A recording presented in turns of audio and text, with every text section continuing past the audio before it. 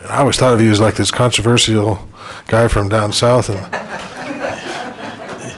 come up with all these bills that everyone loves. It's just pretty scary. Yeah. Well, you know, Senator Sigerbloom, I think since we both started in the Assembly, we've changed a little bit. As previous Assemblyman Lynn Hedrick said, this process will gray you in many ways. Yeah, I think we stopped the bomb throwing. Again, thank you, Mr. Chairman, for having the opportunity to present this bill to you today. My name is James Settlemeyer, Senate District 17 still, and this is still Settlemeyer Day in Senate Judiciary, and I appreciate that. Now we have in front of us Senate Bill 101. I apologize for not getting the language correct to begin with and having to work off of the mock-up, if that's okay with you. The change is necessary to incorporate some important changes and recommendations that were necessary. The gist of the bill is to allow for pretrial sentencing to be done by the Department of Alternative Sentencing. In the past, when this concept was discussed, some had indicated that the state should really be doing this.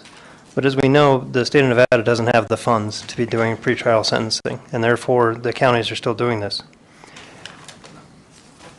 This bill is just simply enabling legislation, the word may, so there should not be any fiscal impact to the counties. It is at their discretion if they decide to do this. The reality comes that there are often conditions of bail that the court will stipulate, such as a restraining order, TPO, can't purchase a firearm, use controlled substances. These departments can do this and provide a valuable valuable concept to the courts in order to review these things and make sure that the conditions of bail are met. With that, if it pleases the chair, I'd like Michael Bean to discuss the bill in more detail. He represents Douglas County or works with me on this bill. Hopefully at that point we'll have all the questions and answers answered by the Departments of Alternative Sentencing I know that are here to testify today, both Douglas County and Carson City. I assume they're in the back of the room. In some counties, these issues are being handled different ways. And so the bill is necessary to try to help out some of the counties that do not have a separate program to deal with this. In many respects, a lot of what we're discussing today is codifying some of the activities that are already occurring. And I know in the past session or two, we've had things dealing with the same issue down in Douglas County. Correct. We've had this bill once before, way back when in the Assembly, and there were some issues and concerns. We feel those have been addressed. But going back to that testimony, sir, Mr. Chairman, we had indicated that the state should step forward and deal with this issue. And since that time frame, the state has not stepped forward and dealt with the issue. Well, maybe that's something we should make them do. All right. Will you state your name and spell it for the record, please? Good morning, Mr. Chair and Senators. I appreciate the appearance. My name is Michael Beam, M-I-C-H-A-E-L, B-E-A-M, M as in Mary. I'm the Chief of Douglas County Alternative Sentencing. All right. And did you have some testimony? Yes, Senator. I appreciate Senator Settlemeyer for bringing this forward. We being Chief Panetta and myself, currently perform these functions for the courts in Douglas and Carson City. We serve the courts in District Court and also Justice Court. And we are performing these duties now without this current bill here, sir. We're asking that this be addressed in the statutory provisions of 211A to make it right. We're already performing the functions for the courts. Would you just briefly explain what it is you're doing? Oh, I'm sorry, Senator. Yes. We, as I stated before, we serve the courts. We perform pretrial services for persons who are accused of crimes, who are awaiting sentencing or trial in either district court or justice court.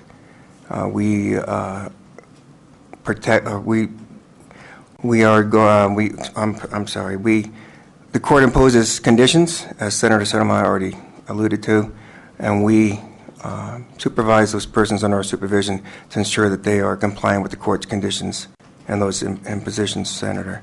So essentially, to get them out of jail pending whatever's going to happen, the judge will make orders. They can't go near somebody, or they have to have some kind of a drug test, or they have to curfew or something, and you'll make sure that happens. Yes, there's a range of conditions imposed, whether it be alcohol clause, drug abuse clause, testing clauses, chemical testing, firearm provisions, stay-away orders, TPO orders. They vary on each case by case, Senator. Right, but the main thing is we're saving money because they're not stuck in jail, and they may be able to go back and work and be productive pending the outcome of their criminal case. Absolutely, Senator. They're on pretrial with bail conditions. Yeah. All right, thank you. You're welcome, sir. State your name, please. My name is Rory, R-O-R-Y, Planeta, P-L-A-N-E-T-A. I'm the Chief of the Department of Alternative Sentencing in Carson City. We too supervise persons that are released on bail or released OR without bail that the judges place certain conditions on. NRS 178-484 allows judges to place conditions on persons to protect the citizens and protect themselves at times. And it goes on a case-by-case basis, as Chief Beam stated. The judge makes those determinations. We do not. Once a person's placed on our supervision, it's our job to make sure that they maintain those conditions, or we bring them back in front of a judge. And those conditions can include things like drug testing for drug cases, things like that.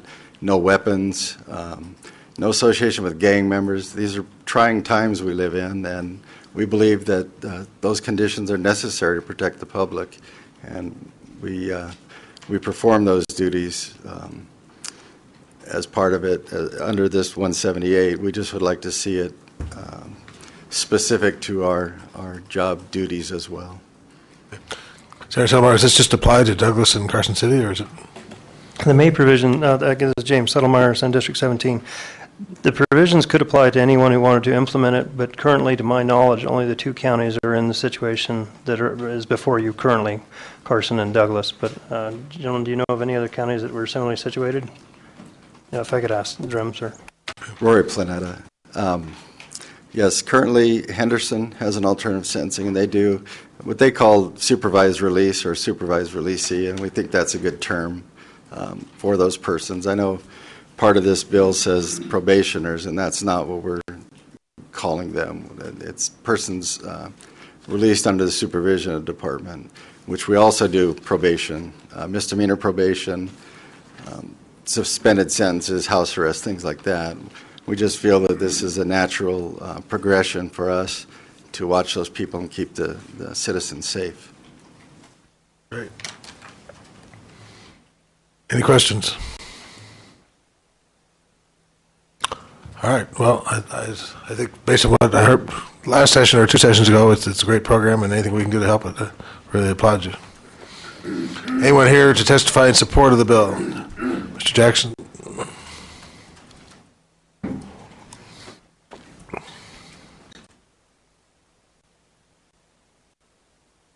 Mr. Chairman, good morning. My name is James Jackson, James, Jackson. I'm here on behalf of the Nevada Judges of Limited Jurisdiction, made up of the municipal courts and the justice courts in the state of Nevada. And the NJLJ has asked me to step forward and indicate their support for the bill. Originally, it was a mandatory type of language, and it's my understanding that this is now permissive, and they're fine with that.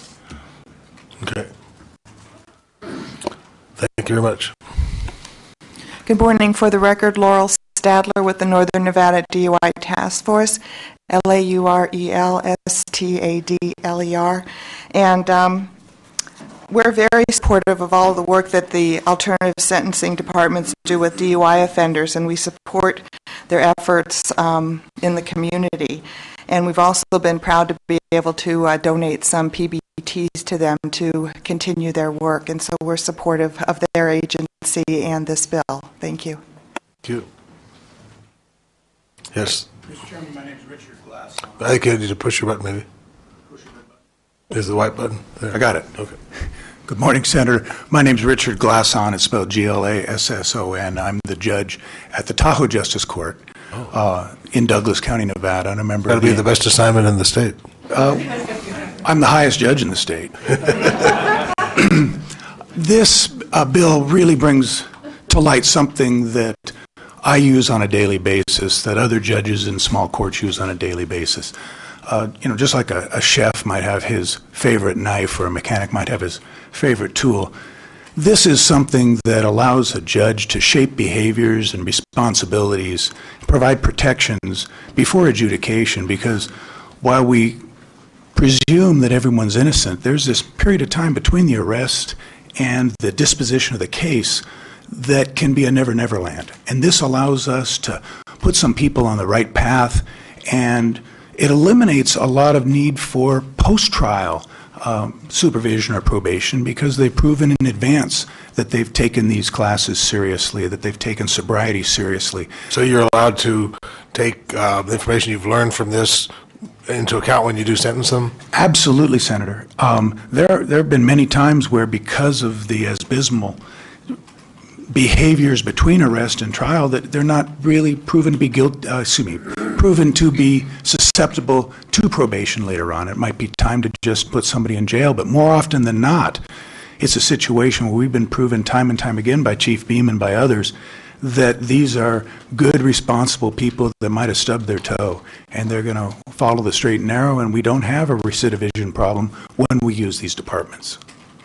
And the district attorney always has access to that information too, and when they make a... It's public information, and these ankle bracelets and other tools that we use are just, it's wonderful technology in something that we've been dealing with for, what, 3,000 years since the Sanhedrin. This is something that we can really do. Great. Any questions? All right, thank you very much. Thank you, Senator. All right, anyone else here in support?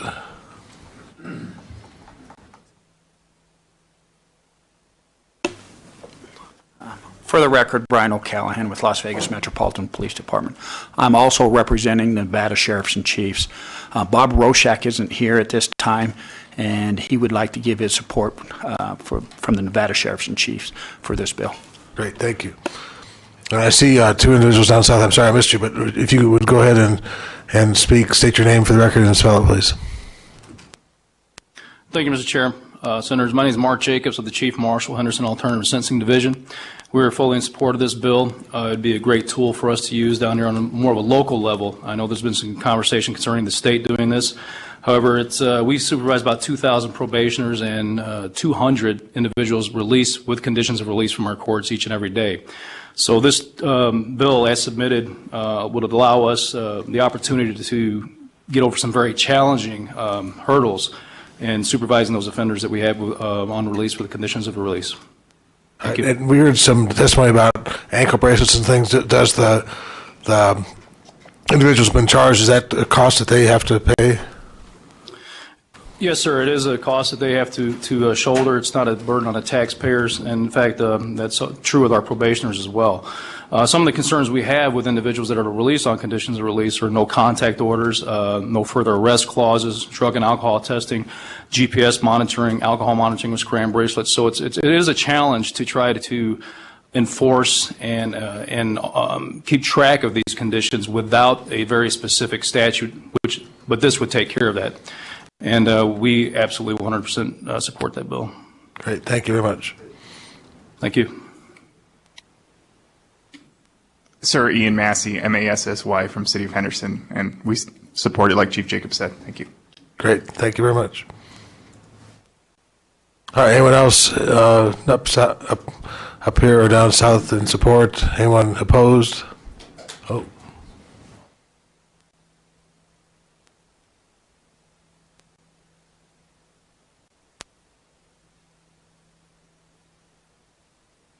Good morning, Mr. Chair, members of the committee. My name is Diane Crow, C-R-O-W. I am the State Public Defender. I do represent people here in Carson City, Story County, White Pine, and Eureka counties. I don't necessarily oppose the spirit of the bill. I oppose the end result, as we have seen it here in Carson City. The conditions of bail that are supervised by alternative sentencing include daily drug call-in, color-coded drug testing. That means that the person who has not been convicted of a crime, has not lost their constitutional rights, have not been proven guilty, are required to call in on a daily basis, and if their color is called, they have to go in during certain hours and give a drug test. Or if they're not on color-coded testing, they can just be called in any day, or an officer can go to their house and require them to provide a drug test. They can search their home, they can search their vehicle, They have not been convicted. They are charged with a crime, whether it be a misdemeanor, a gross misdemeanor, or a felony. They still have their constitutional rights. So my concern is that we are taking these rights away from people who have not been convicted. I find this bill somewhat akin to the bill that was in front of you 2 years ago for DNA testing of anybody that was arrested of a felony. People have constitutional rights. We can't stomp on it. Either the U.S. Constitution or the Nevada Constitution. And I oppose the end result of what this bill is going to allow them to do, which they're already doing without authority. I assume that if you don't want to agree to the terms, then you can stay in jail or you can post bail or... And that is another issue of constitutionality. Bail has to be reasonable. It can't be coercive. You can't force someone to agree to do drug testing in order to get out of jail. Okay. What if you refuse to do the drug testing? Do they raise the bail so high that it's virtually impossible, or? They generally is the bail where they can't be released. They don't have to raise it. Most of my clients can't make much bail at all, or they deny the OR release if they don't agree to it. So that's coercion. You know, who doesn't want to get out of jail, go back to work, support their family, live at home, not live in the jail? It's coercive to force someone to give up their constitutional rights in order to get out of jail. I would be happy to answer any other questions. I am really concerned about the ultimate outcome of this, if you can't tell. Senator Brower, you must have a comment about President Obama. I don't, Mr. Chairman, but I might have a question or two. Ms. Crow, thank you for being here. And, you know, you hit upon something that I actually mentioned in this committee yesterday, and that is the enormous power that the government has, particularly over those who are arrested. But I will tell you that from the law enforcement perspective, you know, I've never litigated one of these issues because these issues have been litigated, you know, long ago, and some nuances relating to them are litigated from time to time, but it is simply part of the system, has been upheld by courts, state and federal, around the country, that the types of things we're talking about do not violate the Constitution. And I mean, isn't that the case? That, I mean, these issues have been litigated. No less than the Supreme Court of the United States has said that upon arrest, your rights, a defendant's rights, are not exactly the same as someone who's not been arrested. Therefore, they can be held in custody in some cases. In other cases, they can be released, but on certain conditions. I mean, we've litigated these issues, haven't we? Again, Diane Crow. There has been litigation. I think there's a case out of the Ninth Circuit, United States v. Raymond Lee Scott. The district court, in its Nevada case, the district court in Nevada granted a motion to suppress for evidence that was obtained on supervision, and the Ninth Circuit upheld the motion to suppress. The United States appealed it to the Ninth Circuit, and the state lost at the Ninth Circuit level. And I was just reading the head notes this morning, and it does talk about constitutional rights of people who have not been convicted and unconstitutional coercive conditions that cannot be imposed. Sure. If I might, Mr. Chairman, in that case, I'm not familiar with that case, what conditions did the Ninth Circuit in that case decide were unconstitutional, if any? Like I said, I just read the head notes briefly this morning, but one head note that I marked is pretrial releases are not probationers. Probationers have a lesser expectation of privacy than the public at large. People released pending trial, by contrast, has suffered no judicial abridgment of their constitutional rights. That's right, and I guess my point would be is the issue of whether certain pretrial release conditions and whether they're unconstitutional, those issues have been litigated. And of course, I think we would all recognize that if a case was handed down tomorrow by the appropriate court changing the the reality that we live under today, then we would respond accordingly. The judges would respond accordingly. But you would have to agree, wouldn't you, that it's just a fact of our system, and it's been upheld as constitutional, that pre-trial defendants are sometimes, as I said, held in custody. Other times they're released, but their passport is taken. They're subjected to drug testing, et cetera. That's a bigger issue that I think has been more or less decided, and not really what this bill is about, I think. I agree that's not specifically what the bill talks about, but it is the ultimate conclusion to this bill. I'm not going to agree or disagree with you because I don't know off the top of my head whether it's been ultimately decided. All I know is that the Ninth Circuit is saying that people who are not convicted still have constitutional rights, and it is invasive to go into their homes and require them to have search and seizure clause and that sort of thing. I apologize. I did not have time to read the entire Scott.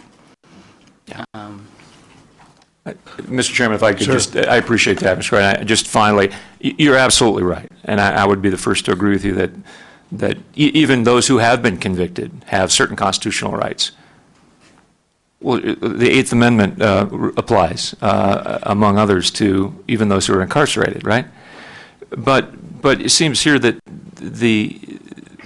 what the courts have done over the centuries is they've based upon litigation brought by very good lawyers like you, representing the rights of the accused and those who have been convicted. The courts have decided that there are certain conditions that may be imposed that don't violate the Constitution, and that's just the reality we live with and must live with.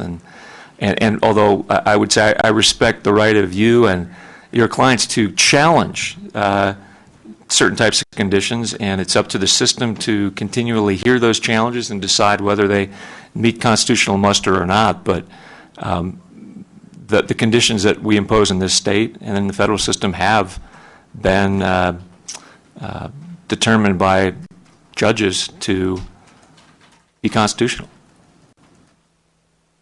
Thank you, Mr. Chairman. And thank you, Ms. Crowe. I appreciate that. And if you have a response, please. But If I could just follow up, when you're on one of these pretrial supervision, if they do find drugs or something, can they prosecute you for that, or is that something that because of they coerced your constitutional rights, they can't prosecute you? They can prosecute for a new felony. Okay. Generally, I'm going to say generally they don't, but we have had the occasion in Carson City where they did. If I may, the other concern specifically with this bill is I think throughout most of the sections, while it includes new language about pretrial or pre-sentence release, it still labels the person as a probationer. I think that needs to be corrected. They're not probationers. And Mr. Ethier, could I ask you to look at that language and see if maybe, because I do agree that everyone seems to agree that they're not probationers, and Right. if we could change that. I'm sorry, Senator Hutchinson. Thank you, Mr. Chair. Ms. Crowe, thank you so much for your testimony today. I know this is often a thankless job, and it's an important one, and thank you for your service.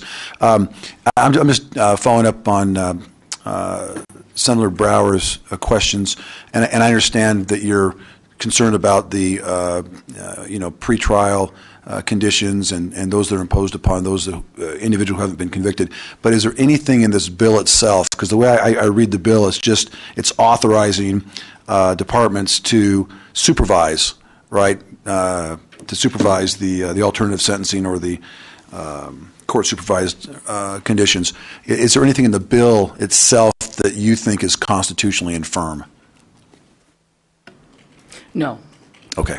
Not specifically. And thank you for the compliment. I am only here for another 103 days, maybe shorter. And then I will be retiring, so then I won't be fighting the fight in the future. Thank you again for your service, and thank you for the answer. Thank you, Mr. Chairman.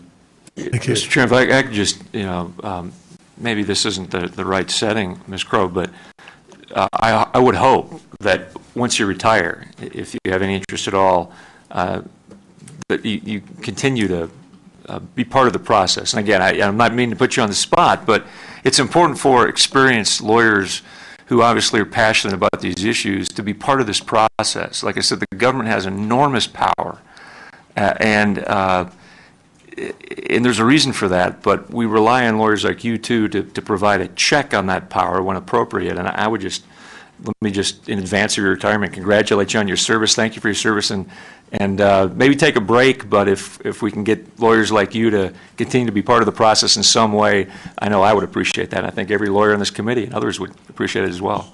Thank you. Thank you. And if the Humane Society can spare me as a volunteer, I may be back. All right, thank you very much. Anyone else opposed to the bill? Anyone neutral on the bill? Oops, here we go.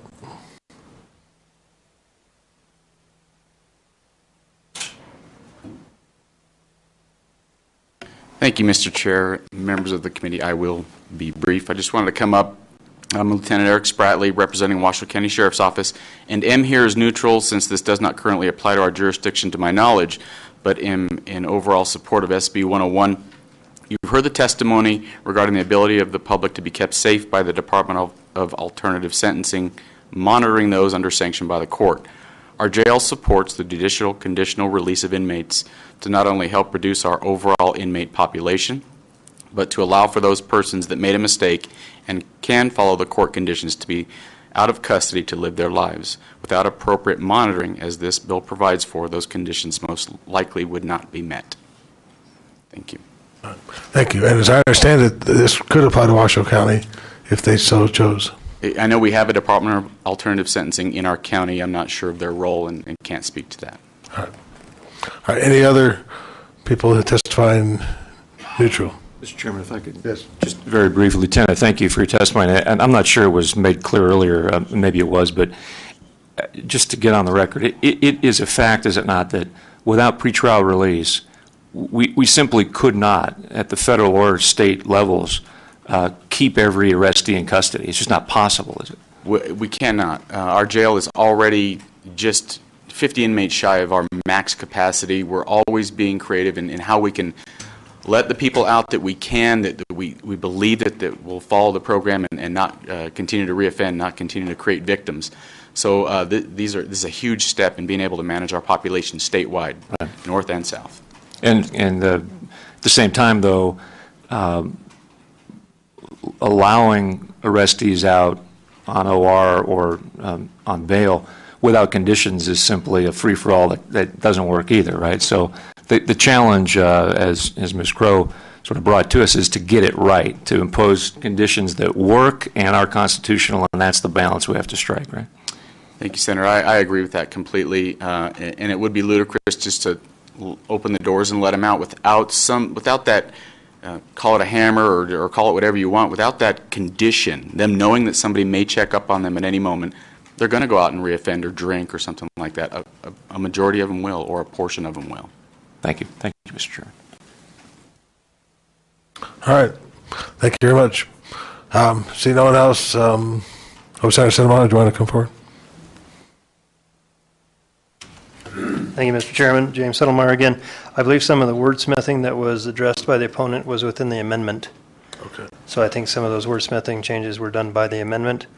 And some counties, we had a bill a long time ago where then in Clark County there was a separate bill for alternative pretrial sentencing, and some counties are large enough to have a division between the pretrial and the post-trial alternative sentencing departments. In the smaller counties, we're looking to have them together because they're already together. We're just looking for codification, and the case that she referenced in particular, there was wording within that case that part of the problem was it was not codified. So again, we're looking to do that, codify a practice that has already been occurring. Thank you for your time. Thank you. Thank you for bringing this forward. All right, we'll go ahead and close the hearing on that bill and SB 101. Anyone want to make public comment? Seeing none, we'll go ahead and close the hearing. Thank you very much. And congratulations.